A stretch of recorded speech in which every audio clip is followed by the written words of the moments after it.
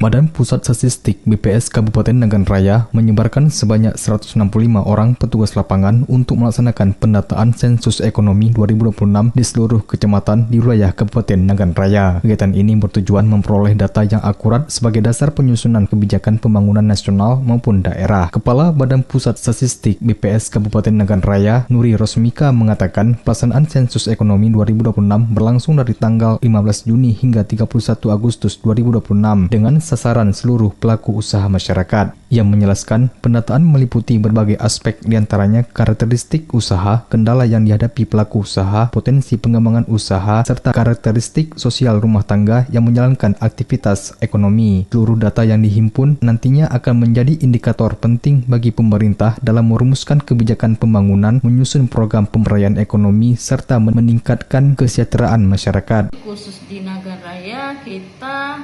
menerjunkan 165 petugas lapangan ya, karena nanti akan mendata sekitar 54.000 sampai 55.000 usaha. Nah, kemudian tujuan sensus ekonomi ini sebenarnya sama dengan sensus ekonomi sebelumnya ya. Yang pertama, kita ingin mendata semua usaha yang ada di Nagan Raya.